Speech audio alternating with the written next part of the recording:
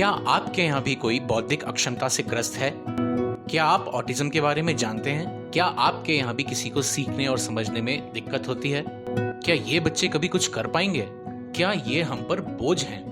क्या ये समस्या किसी को भी हो सकती है?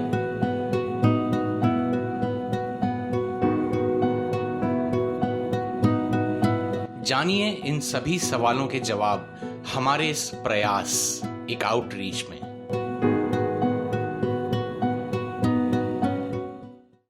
नमस्कार।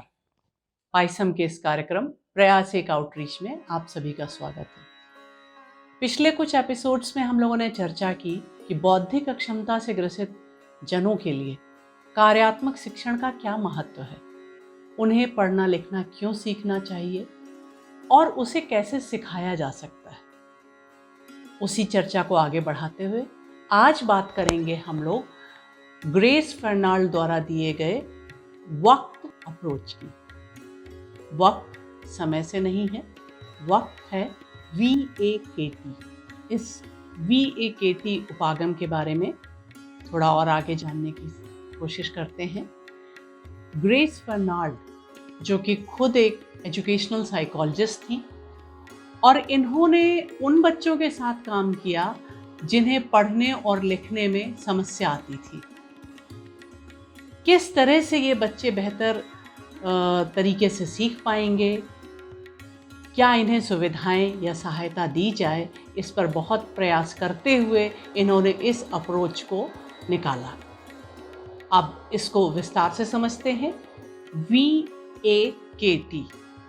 V है विजुअल यानी कि दृश्य, A ऑडिटरी यानी कि श्रव्य, K काइनेस्थेटिक्स यानी कि गामा या मूवमेंट से संबंधित, और T फॉर टेक्टाइल, इसका अर्थ है स्पर्श। तो ग्रेस फर्नाल्ड ने जब इन बच्चों के साथ काम किया तो उन्हें ये समझ आया कि बच्चे यदि अपनी सभी ज्ञानेंद्रियों का प्रयोग करें तो ज़्यादा बेहतर तरीके से सीखते हैं। यदि किसी भी कॉन्सेप्ट को उन्हें सिखाना है तो वो उसे सुन सकें, देख सकें, स्पर्श कर सकें और उसमें यदि कोई गति हो तो वो बेहतर तरीके से सीख जाते हैं। इस उपागम को या इस अप्रोच को किस प्रकार से प्रयोग किया जाता है, इससे कुछ चरण हैं, उसकी बात करते हैं। इसमें शिक्षक छात्र को कोई भी शब्द चुनने को देता है, चुनने को कहता है। छात्र अपने मनपसंद का शब्द चुनता है जो कि फ्लैश कार्ड्स पर लिखे हुए हैं और उसी शब्द को शिक्षक ब्लैक बोर्ड पर या उसके सामने रखे कागज पर बड़े बड़े अक्षरों में लिखता है। इसमें ये ध्यान देने वाली बात होती है, यदि हिंदी का शब्द है तब तो, क्योंकि हिंदी के शब्द को हम ऊपर की लाइन से जोड़ देते हैं तो अक्षर और शब्द में अंतर करना आसानी होती है। लेकिन यदि अंग्रेजी का शब्द लिखा है तो टीचर यदि कर्सिव राइटिंग में यानी कि जुड़े हुए अक्षरों में अगर उस शब्द को लिखता है तो छात्र या छात्रा उसे एक यूनिट के रूप में या एक शब्द के रूप में समझ पाते हैं और तब वो बेहतर तरीके से सीख पाते हैं। इसके बाद शिक्षक उस लिखे हुए शब्द पर स्टूडेंट को अपने उंगली फिराने को कहता है। यहाँ पर अगर हम देखें, छात्र ने उस शब्द को देखा, शिक्षक ने उस शब्द को बोला और अब शिक्षक ने उसे उसमें उंगली फिराने को कहा। यहाँ पर दो चीज़ें हो रही हैं। उंगली जब फिराता है, जिसको ट्रेस करना बोलते हैं, उंगली से ट्रेस करना, यहाँ पर बच्चा उस गति को समझ रहा है, उस मूवमेंट को समझ रहा है जिस भी अक्षर को वो लिखने का प्रयास कर रहा है। तो यहाँ पर ये काइनेस्थेटिक्स की बात जो थी, गति की बात आ गई और उसको वो स्पर्श भी कर रहा है। ऐसा करने के लिए, जिससे कि बच्चा स्पर्श से ज़्यादा बेहतर तरीके से सीख सके, शिक्षक कभी कभी उन अक्षरों को ऊन से या सैंड से, बालू से, किसी अनाज से पेस्ट करके लिख देते हैं और उसे फिर ब्लैक बोर्ड पर चिपका देते हैं, जिससे बच्चा उस स्पर्श को और अच्छी तरह से समझ सके। बच्चा बोले हुए शब्द को सुनकर, उसे छूकर यानी कि स्पर्श करके और उस पर ट्रेस करते हुए, उंगलियां फिराते हुए मूवमेंट के द्वारा सीखता है और देख तो रहा ही होता है। यही ग्रेस फर्नाल्ड द्वारा दिया गया अप्रोच है। जब बच्चा कई बार ये अभ्यास कर लेता है, लिखे हुए शब्द को बार बार उंगलियां फिराता है, उस पर मुंह से बोलता है, इसके बाद टीचर उस शब्द को हटा देता है और उसे पेंसिल या पेन या चॉक, जिससे भी बच्चा लिख सकता है, उससे उसको लिखने को कहता है, यानी कि उसे याददाश्त से लिखने को कहता है। छात्र या स्टूडेंट उस शब्द को लिखने का प्रयास करता है। यदि वो ऐसा कर लेता है, उस शब्द को लिख लेता है, तब तो उसने सफलता प्राप्त कर ली। यदि वो ऐसा नहीं कर पाता है तो शिक्षक सारे चरणों को फिर से दोहराता है। ये अभ्यास करवाते समय शिक्षक को उस बच्चे को या उस छात्र को शब्द को बार बार बोलने को भी कहे। जो शब्द छात्र जिस पर उंगली फिरा रहा है उसे वो बोलता भी है तो वो उसे और अच्छी तरह से याद हो जाता है। जब ऐसा करते करते छात्र अभ्यस्त हो जाता है, उसी शब्द को छोटे अक्षरों में, जो सामान्य पुस्तकों में लिखे होते हैं, प्रिंटेड शब्द को छात्र पढ़ने का प्रयास करता है। जब इस तरह से कई शब्द छात्र पढ़ने में एक्सपर्ट हो जाता है, अभ्यस्त हो जाता है, शिक्षक को प्रयास करना चाहिए कि जब शब्दों को जोड़े तो उनका कोई छोटा सा वाक्य बने या कोई अर्थ निकल रहा हो, जिससे उसे याद रखना आसान हो सकता है। कुछ छोटे छोटे शब्दों को जोड़कर छोटी सी कहानी बनाई जा सकती है। हो सकता है उस कहानी के सारे शब्द उससे ना मिलते हों, लेकिन मछली, पानी, जाल, इस तरह के शब्द अगर बच्चा पढ़ सकता है तो उससे वो छोटी सी कहानी भी बना सकता है, या शिक्षक उसे छोटी सी कहानी के रूप में बता सकता है। तो जहाँ पर भी मछली लिखा हुआ शब्द आएगा, जहाँ पर भी जाल लिखा हुआ होगा, जहाँ भी पानी लिखा हुआ होगा, वो उन शब्दों को उससे जोड़ लेगा और उसे याद रखने में आसानी हो जाती है। तो इस तरह से फर्नाल्ड की जो ये अप्रोच है, VAKT, visual, auditory, kinesthetics and tactile, इसका प्रयोग करते हुए हम बौद्धिक अक्षमता से ग्रसित विद्यार्थियों को बेहतर तरीके से पढ़ना और लिखना दोनों सिखा सकते हैं। इस बात का ध्यान रखना चाहिए विशेष शिक्षकों को कि जब छात्र को पढ़ना सिखा रहे हैं, प्रयास करें लिखना भी उसी दौरान सिखाते जाएं, या जब छात्र लिखना सीख रहा है उन शब्दों को पढ़ने को भी कहते रहें।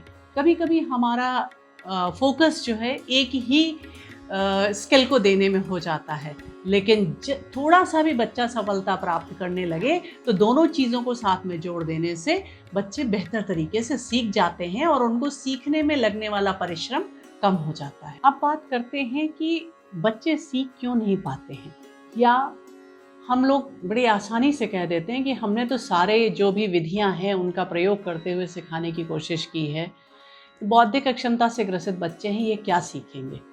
ऐसा नहीं है। कुछ कमियां हमारे अंदर होती हैं और कुछ सीमाएं बच्चों के अंदर होती हैं जिनको हमें बहुत अच्छे से समझना होता है। तो बात करते हैं कि लिखना सीखने से संबंधित क्या क्या समस्याएं हो सकती हैं जिस वजह से बच्चा लिखना नहीं सीख पा रहा है। सबसे पहली बात तो ये है कि बच्चा तैयार नहीं है। जिस कौशल को हम सिखाना चाह रहे हैं उसका उस समय मूड नहीं है, और हमने उसको कि नहीं ये तो लिखने का समय है, 1 घंटा तुम्हारे लिए फिक्स किया गया है, अभी आपको केवल लिखना है। उसके पहले उसके साथ क्या प्रॉब्लम रही है, उसकी तबीयत ठीक है कि नहीं ठीक है, उसका मूड ठीक है कि नहीं ठीक है, कोई घर में आया हुआ तो नहीं था जिससे वो डिस्ट्रैक्टेड था। अगर हम इन सब परिस्थितियों को ध्यान में नहीं देते हैं और हम उसको, क्योंकि ये समय निर्धारित है, तो उस बच्चे में जिसमें कुछ सीमाएं अपनी भी हैं, समस्या आएगी ही आएगी। तो हमें इस बात का ध्यान देना है कि बच्चा या छात्र लिखने के लिए तैयार हो, उसको हमने पूर्व तैयारी करवाई हो। दूसरा ये है कि उसको पेंसिल पकड़ने में कोई समस्या तो नहीं है, हो सकता है हम उसी का प्रयोग कर रहे हों, बच्चा वो पेंसिल ना पकड़ पा रहा हो, उसमें सूक्ष्म गामक कौशलों की यानी कि फाइन मोटर स्किल्स की समस्या हो सकती है। उसमें विशेष शिक्षक को कुछ मॉडिफिकेशंस करने चाहिए, पेंसिल को मोटा कर देना चाहिए, टेप लपेट सकते हैं, कपड़ा लपेट सकते हैं या रबर बैंड आदि डाल सकते हैं, जैसी भी आवश्यकता हो।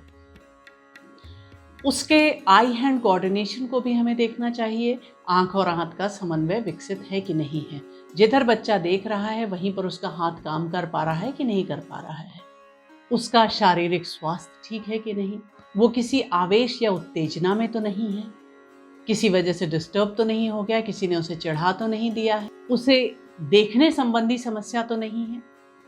कभी कभी ये चीज़ें इग्नोर हो जाती हैं, बच्चा ठीक से देख नहीं पा रहा है इसलिए लिख नहीं पा रहा है, और क्योंकि वो कह नहीं पाता है तो उस पर ध्यान जाता नहीं है।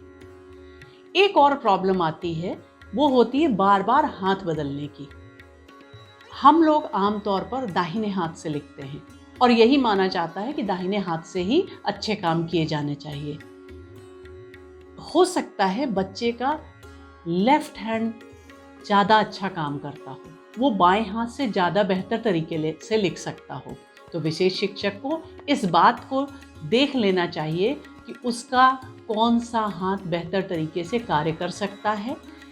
वो अनजाने में पेंसिल कभी दाएं से पकड़ेगा, कभी बाएं से पकड़ेगा, लेकिन अगर विशेष शिक्षक जागरूक है, अलर्ट है, जानता है, तो वो हमेशा उसको प्रयास करवाएगा जिस हाथ से वो बेहतर तरीके से लिख सकता है उसी हाथ से पेंसिल पकड़वाने का या पेन पकड़वाने का। ये भी देख लेना चाहिए कि कुछ कार्य ऐसे होते हैं या कुछ शब्द ऐसे होते हैं जिन्हें बच्चा बिल्कुल लिखना नहीं चाहता है। विशेष रूप से हिंदी के शब्दों में सभी को समस्या आती लिखने में, इसलिए कि उसमें मात्राएं लगानी पड़ती हैं, ऊपर डंडी खींचनी पड़ती है, एक लाइन बनानी पड़ती है, जिससे अक्षर या शब्द टेढ़े मेढ़े हो जाते हैं, तो कई बार बच्चे इग्नोर करने लगते हैं लिखना। इन सभी चीज़ों को ध्यान में रखना चाहिए। इसके साथ साथ जो हमने कार्य योजना बनाई है उसमें ये देखेंगे कि जिन टीचिंग एड्स का, जिन पठन सामग्री का हम उपयोग कर रहे हैं वो सही है कि नहीं है, बच्चे के लिए रुचिकर हैं कि नहीं है, हमारे जो हमने स्टेप्स बनाए हैं, जो चरण हैं हमारे कार्य को सिखाने के, वो सही है कि नहीं है। ऐसा तो नहीं कि कोई कठिन स्टेप को हमने पहले ले लिया है और सरल चरण को बाद में कर दिया है, तो क्योंकि वो शुरुआत ही कठिन से हो गई है तो बच्चा आगे बढ़ना ही नहीं चाहेगा। और जैसा पहले बात की कि बच्चे की जो सीमाएं हैं और जो उसकी योग्यताएं हैं उनको ध्यान में रखा जाना चाहिए। यदि हम इन सभी बातों का ध्यान रखते हैं तो बौद्धिक अक्षमता से ग्रसित विद्यार्थी भी बहुत आगे तक पढ़ लिख सकते हैं, बहुत हद तक आत्मनिर्भर जीवन जीने लायक पढ़ लिख सकते हैं, जितना उनके रोजमर्रा के जीवन के लिए आवश्यक है। आवश्यकता है विशेष शिक्षकों को अपनी कार्य योजना और अपने प्रयासों में सुधार करने की। धन्यवाद। अपने सुझाव या जानकारी स्क्रीन पर दिए गए मेल आईडीज या फ़ोन नंबर्स पर आप साझा कर सकते हैं।